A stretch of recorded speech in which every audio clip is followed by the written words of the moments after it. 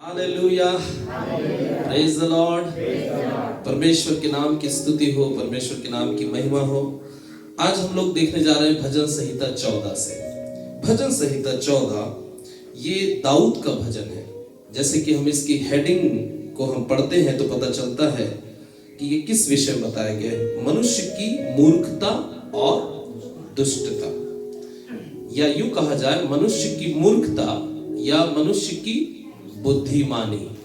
ठीक है, मनुष्य की मूर्खता या बुद्धिमानी।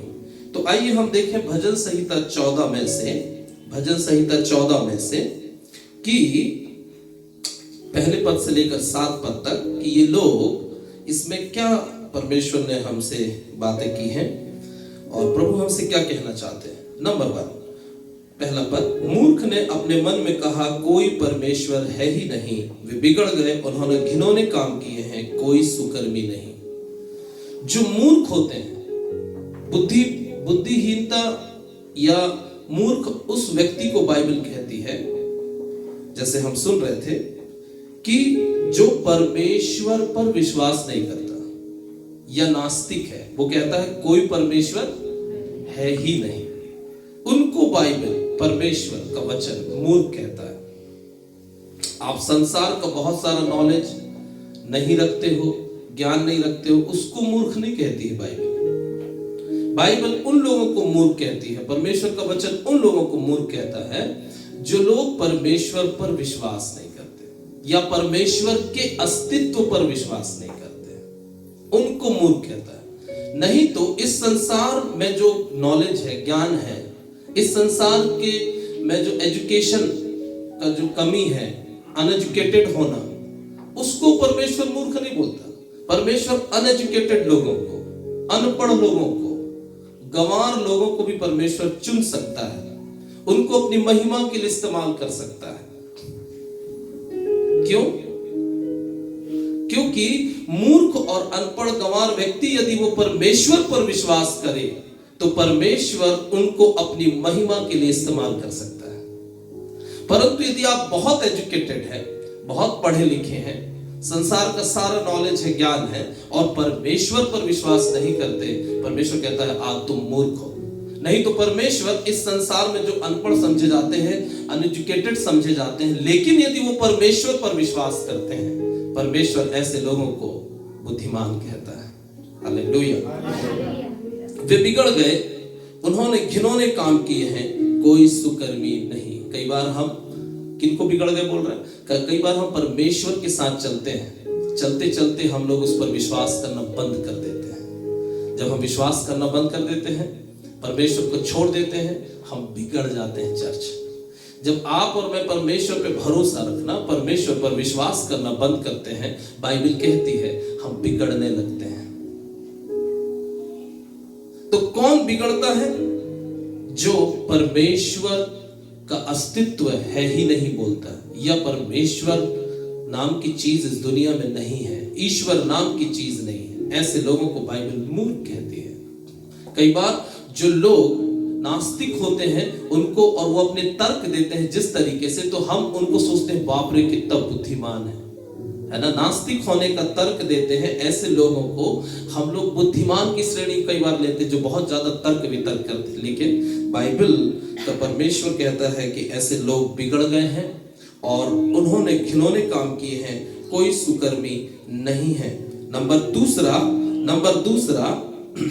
दूसरा, परमेश्वर ने स्वर्ग में से मनुष्यों पर दृष्टि की है कि देखे कि कोई मनुष्य, कोई परमेश्वर देखे कि कोई बुद्धिमान, कोई परमेश्वर का खोजी है या नहीं। नंबर दूसरे पद में यहां पर बोलता है कि परमेश्वर ने स्वर्ग में से मनुष्यों पर दृष्टि की है, मतलब स्वर्ग से परमेश्वर हमेशा मनुष्यों को देखते रहता है। आपको और मुझको परमेश्वर स्वर्ग से देखते हैं कि क्या आप और मैं परमेश्वर पर विश्वास करते हैं? क्या आप और मैं परमेश्वर को खोजते हैं अपने जीवन में, या आपकी और मेरी खोज का विषय केवल रोटी, कपड़ा, मकान, मेरा स्वास्थ्य, मेरा परिवार, मेरी पत्नी, मेरा बच्चा, मेरी फैमिली, या सुबह से हम खोजते हैं कि क्या आपका और मेरा परमेश्वर कहां है, आपका और मेरा परमेश्वर क्या चाहता है?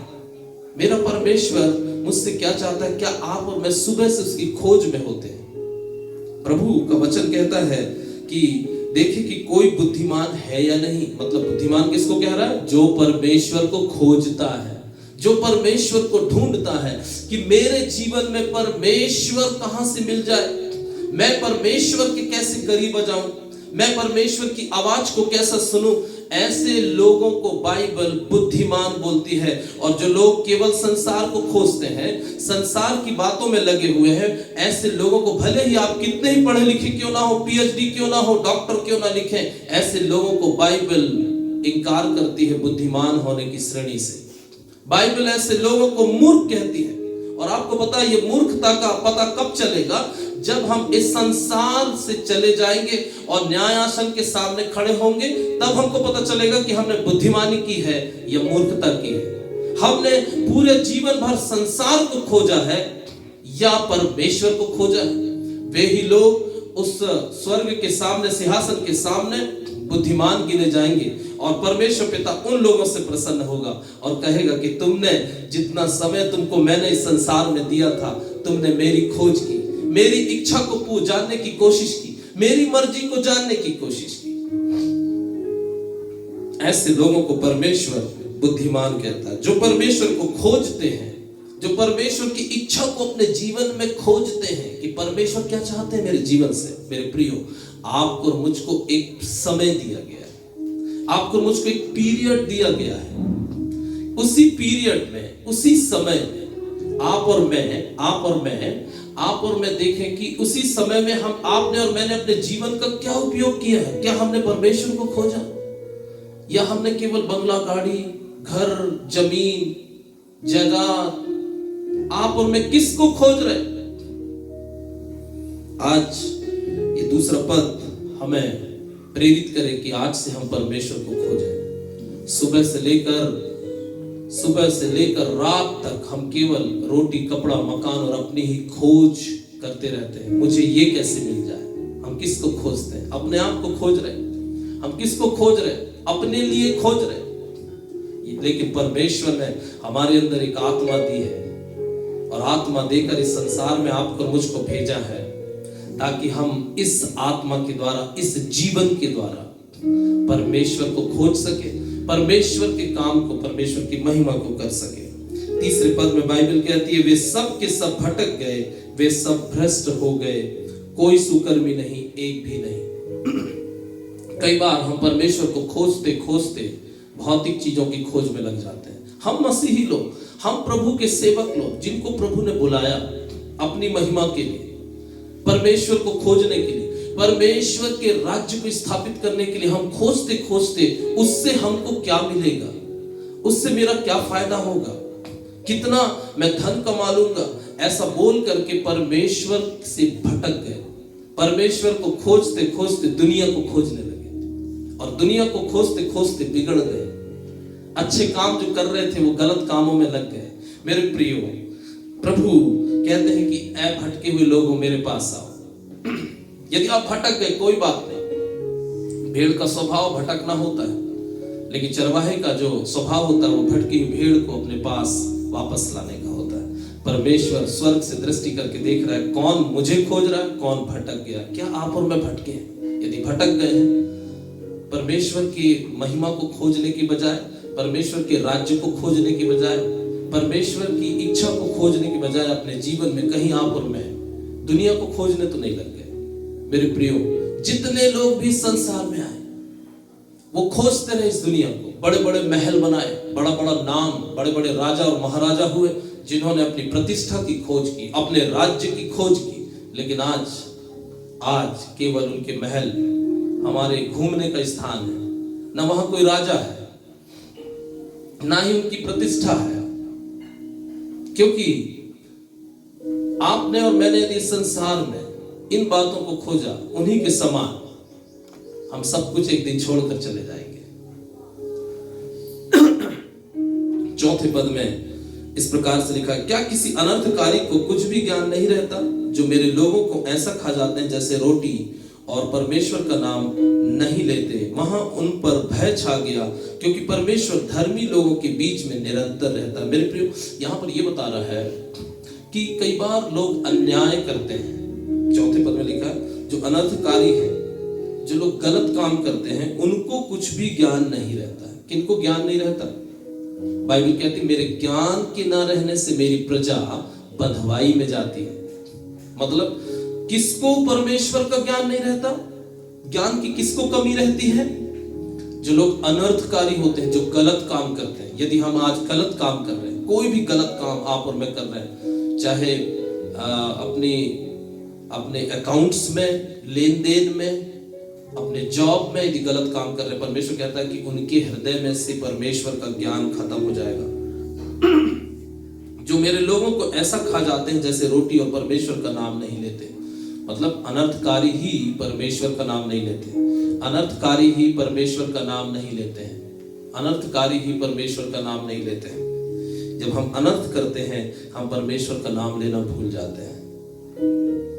5वें पद में बाइबल कहती है, वहां उन पर भय छा गया, क्योंकि परमेश्वर धर्मी लोगों के बीच में निरंतर रहता है। लेकिन एक बात याद रखिए, चाहे अनर्थकारी कितने भी क्यों ना हो, परंतु यदि एक धर्मी व्यक्ति है, उस व्यक्ति के कारण सारे अनर्थकारियों में परमेश्वर का भय आ जाएगा। आमीन। चाहे कितना भी आपके चारों तरफ बुरा क्यों ना हो रहा हो, चारों तरफ अनर्थ क्यों ना हो रहा हो, उनकी अनर्थ को देख करके घबराइए मत, परेशान मत होइए। लेकिन यदि आप उन लोगों के बीच में धर्मी हैं, आपकी धार्मिकता के द्वारा परमेश्वर जो चारों तरफ अनर्थ हो रहा है, परमेश्वर उस सबको मिटा देगा। उनके अंदर आपके द्वारा, मेरे द्वारा परमेश्वर का भय छा जाएगा। इसलिए अनर्थकारियों के कारण कुढ़ना नहीं है, अनर्थकारियों के कारण निराश नहीं होना है। जो चारों तरफ आपके और मेरे विरुद्ध में, उनके कारण निराश होकर बैठना नहीं है, परंतु अपनी धार्मिकता में, परमेश्वर की खोज में। बाइबल कहती है, पहले तुम मेरे राज्य और धर्म की खोज करो तो तुम्हें सब कुछ मिल जाएगा। मत्ती रचित सुसमाचार और उसका 6 अध्याय, मत्ती रचित सुसमाचार और उसका 6 अध्याय और उसके मेरे ख्याल से 33 पद में बाइबल कहती, इसलिए पहले तुम परमेश्वर के राज्य और उसके धर्म की खोज करो तो ये सब वस्तुएं भी तुम्हें मिल जाएंगी। अतः कल की चिंता ना करो, क्योंकि कल का दिन अपनी चिंता आप कर लेगा। आज के लिए आज ही का दुख बहुत है। आपको पता है हम लोग क्यों अनर्थ काम करते हैं, क्यों संसार को खोजते रहते हैं? क्योंकि हमको कल की चिंता ज्यादा रहती है। मेरा घर कैसे बनेगा, मेरे पास कार कैसे आएगी, नहीं होगी तो मैं कैसे जाऊंगा, है ना, मेरी नौकरी कैसे लगी। कल की चिंता के कारण आज हम परमेश्वर से भटक जाते हैं, वर्तमान में परमेश्वर पे भरोसा रखना बंद कर देते हैं। एक चिंता करने वाला व्यक्ति, ज्यादा सोचने वाला व्यक्ति परमेश्वर से भटक जाता है, परमेश्वर पर विश्वास करना बंद कर देता है। इसलिए प्रभु का वचन कहता है, पहले तुम परमेश्वर के राज्य और उसकी धार्मिकता को खोज करो कि मेरे द्वारा परमेश्वर का राज्य कैसे स्थापित होगा, मेरे द्वारा परमेश्वर की धार्मिकता अनर्थकारियों तक कैसे जाएगी। पहले आपका और मेरा खोज का विषय परमेश्वर का राज्य है। परमेश्वर का राज्य बातों में नहीं, परमेश्वर का राज्य सामर्थ्य में। परमेश्वर का राज्य मतलब जहां परमेश्वर शासन करता है, जहां परमेश्वर की चलती है। अब आप ये देखो कि परमेश्वर कैसे शासन करे आपके परिवार में, मेरे परिवार में, मेरे मोहल्ले में, लोगों के बीच में। परमेश्वर कैसे कार्य करे, इस बात की खोज करें। कैसे करेगा परमेश्वर कार्य? जब आप और मैं प्रार्थना करेंगे, जब आप और मैं उपवास में जाएंगे, जब आप और मैं चर्च जाएंगे, जब आप और मैं प्रभु के दासों के साथ खड़े होंगे, जब आप और मैं सुसमाचार सुनाएंगे, जब आप और मैं परमेश्वर की महिमा के लिए आराधना करेंगे, परमेश्वर आपका और मेरा इस्तेमाल करेगा। मेरे प्रियो, पहले तुम मेरे राज्य और धार्मिकता की, धर्म की खोज करो तो ये सब वस्तुएं भी तुम्हें मिल जाएंगी। क्या आप और मैं वस्तुओं की खोज कर रहे हैं? है ना। आज यदि देखे जाए, क्यों नौकरी करना चाहते हैं? मैं ना बहुत बड़ा इंजीनियर बनना चाहता हूँ। क्यों बनना चाहते हैं? इंजीनियर बन करके मैं घर बनाऊंगा, फिर उसके बाद जमीन खरीदूंगा, अच्छी बड़ी महंगी कार खरीदूंगा, फिर ये लूंगा, फिर मैं वो लूंगा। आपकी नौकरी का विषय संसार की वस्तु है, अभिलाषा है। लेकिन बाइबल कहती है यदि तुम परमेश्वर के राज्य और उसके धार्मिकता की खोज करोगे तो ये जो वस्तुओं को पाने के लिए आप और मैं रात दिन लगे हैं ना, वो ऑटोमेटिक परमेश्वर आपके मेरे जीवन के अंदर उन आशीषों को जोड़ता जाएगा, चाहे भौतिक हो चाहे आत्मिक हो। Hallelujah, hallelujah, hallelujah. इसलिए कल की चिंता करोगे तो क्या होगा कि आप और मैं परमेश्वर की खोज नहीं करेंगे। अभी कई लोग मेरे से बोलते हैं पास्टर जी आपका कैसे चलता है, आपकी 3 बेटियां हैं, परिवार बड़ा है, बच्चे लोग स्कूल जाना चाहते हैं, आपका कैसे चलता है, कैसे चलेगा? कुछ ना कुछ जॉब करिए पास्टर जी, कुछ काम करिए पास्टर जी। अच्छी बात है, यदि आपको काम करके सेवा के लिए बुलाया परमेश्वर आप करें, लेकिन मुझे इसके लिए नहीं बुलाया। मैं तो परमेश्वर के राज्य की स्थापना में, परमेश्वर का राज्य कैसे बढ़े, परमेश्वर की महिमा कैसे हो, इस पे लगा हुआ हूं। बाकी सब चीजें जो है ना, गाड़ी है, फ्रिज है, सोफा है, अच्छा घर है, जमीन है, वो सब परमेश्वर मेरे पीछे जोड़ते जा रहा है। सब कुछ परमेश्वर जोड़ते जाएगा। आप लगे रहिए अपनी कॉलिंग में, अपनी बुलाहट में। परमेश्वर ने वादा किया अपने वचन में, मैं तुम्हें सब कुछ दूंगा, सब कुछ दूंगा। Hallelujah, hallelujah. परमेश्वर 5वें पद में, परमेश्वर धर्मी लोगों के बीच में निरंतर रहता है। जो लोग धर्मी हैं, जो परमेश्वर को खोजने वाले हैं, जो धर्मी कौन लोग हैं बाइबल के अनुसार, नए नियम के अनुसार? हम लोग अपने आप से धर्मी नहीं हैं। प्रभु यीशु मसीह के क्रूस पर बलिदान के द्वारा, उसके पवित्र लहू बहाए जाने के द्वारा हमारे पाप क्षमा होकर हम धर्मी की लिस्ट में आते हैं। पापी की लिस्ट से परमेश्वर ने हमारा नाम काट करके धर्मी की लिस्ट में रख दिया। आमेन। क्या आप और मैं धर्मी हैं? किसके द्वारा? प्रभु यीशु मसीह के द्वारा। और यदि हम प्रभु यीशु मसीह के द्वारा धर्मी हैं, इस वचन के अनुसार आपको मैं कहना चाहता हूं, परमेश्वर कंटिन्यू, निरंतर आपके और मेरे साथ है। विश्वास करें। और यदि परमेश्वर निरंतर आपके और मेरे साथ है, आपको मुझको कल की चिंता करने की जरूरत नहीं है, आपको मुझको घबराने की जरूरत नहीं है, आपको और मुझको कि मेरा क्या होगा आपको विचार करने की जरूरत नहीं है, क्योंकि निरंतर परमेश्वर धर्मी लोगों के साथ होता है। वो अधर्मियों के विपक्ष में होता है। जो गलत काम करते हैं, जो परमेश्वर पर विश्वास नहीं करते, उसकी आज्ञा पर नहीं चलते, ऐसे लोगों के विपक्ष में परमेश्वर होता है। कितने लोग मानते हैं कि हम यीशु मसीह के द्वारा धर्मी हैं, परमेश्वर हमारे पक्ष में है? चर्च, मैं आपको बोलना चाहता हूँ, कलीसिया, जितने लोग आप मुझे सुन रहे हैं, मैं बोलना चाहता हूँ, परमेश्वर आपके पक्ष में। शैतान की बात पर विश्वास मत करिए।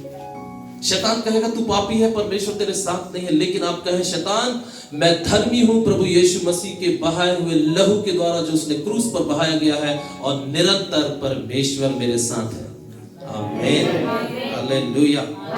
6वें पद में ऐसा कहता है, तुम तो दीन की युक्ति की हंसी उड़ाते हो, परंतु यहोवा उसका शरण स्थान है। जो लोग नम्र होते हैं, दीन होते हैं, लोग कई बार उनका मजाक उड़ाते हैं। आपको और मेरा मजाक उड़ाते होंगे लोग, लेकिन याद रखिए हमारा शरण स्थान परमेश्वर। उड़ाने दीजिए मजाक। आपका और मेरा रखवाला, आपका और मेरा छुपने की जो जगह है वो परमेश्वर है। आमीन। 7वें पद में, भला होता कि इजराइल का उद्धार सिय्योन से प्रकट होता। जब यहोवा अपनी प्रजा को दासत्व से लौटा ले आएगा, तब याकूब मगन और इजराइल आनंदित होगा। भला होता कि इजराइल का उद्धार सिय्योन से होता। इजराइल देश परमेश्वर के लोगों का देश है। परमेश्वर ने इस धरती के अंदर से जितनी जातियां थी, जितनी भी जातियां थी, उन जातियों से परमेश्वर ने इजरायली जाति को चुना अपनी प्रजा होने के लिए। लेकिन कई बार यदि हम पुराने नियम में जाएं, ये इजरायली जाति परमेश्वर को छोड़कर भटक गई, परमेश्वर से दूर चली गई। इसी के लिए परमेश्वर इस भजन संहिता में इस प्रकार से कहते हैं कि वो मूर्ख बन गए, बिगड़ गए। जो मेरी प्रजा थे, मैंने जिनको चुना था अपनी महिमा के लिए, उन्होंने मुझको त्याग दिया। तो वो इस बात की आशा करके प्रार्थना कर रहा है कि क्या अच्छा होता कि सिय्योन से, मतलब इजराइल से, सिय्योन नाम के पहाड़ पर इजराइल देश बसा हुआ है, ठीक है, यरूशलेम बसा है, सॉरी, सिय्योन नाम के पहाड़ पर यरूशलेम बसा है। तो भला होता कि इजराइल जाति का उद्धार सियोन से अर्थात इजराइल से, अर्थात इजराइल क्यों, सियोन क्यों? क्योंकि सियोन पहाड़ के ऊपर मंदिर है, मतलब जहां परमेश्वर होता है वहां से इजराइल का उद्धार होता। वो इस प्रकार को बोल रहा है, जब यहोवा अपनी प्रजा को दासत्व से लौटा ले आएगा तब याकूब मगन और इजराइल आनंदित होगा। याकूब का ही नाम बदल करके इजराइल रखा गया था। तो जब आप और मैं लौट के आएंगे दासत्व से, किस दासत्व से? संसार को खोजने की दासत्व से, इस संसार के पाप से, अनर्थ काम से जब आप और मैं लौट करके वापस आएंगे तब इजराइल या याकूब या हमारे वो लोग जो परमेश्वर के पीछे चलते थे वे आनंदित होंगे। आमीन। परमेश्वर भी आनंदित होगा जब आप और मैं वापस लौट के आते हैं।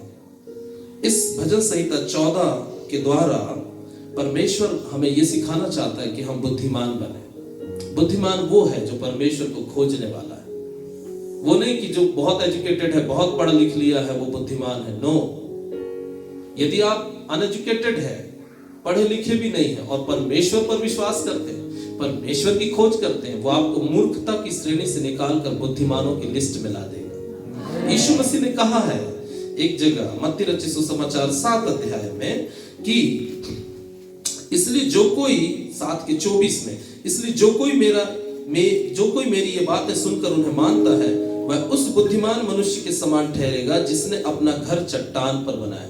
मतलब कौन है बुद्धिमान बाइबल के अनुसार? जिसने जो मेरी बातें सुनकर मानता है। जो मेरी बातें मतलब परमेश्वर की बातें सुनकर जो मानता है, according to Bible he is wise man. Okay. और यदि आप और मैं चाहे कितने एजुकेटेड हैं, कितने भी ख्याति क्यों ना रखते हो, लेकिन परमेश्वर पर विश्वास नहीं करते और उसकी बातों पर नहीं चलते, बाइबल ऐसे लोगों को मूर्ख कहती है।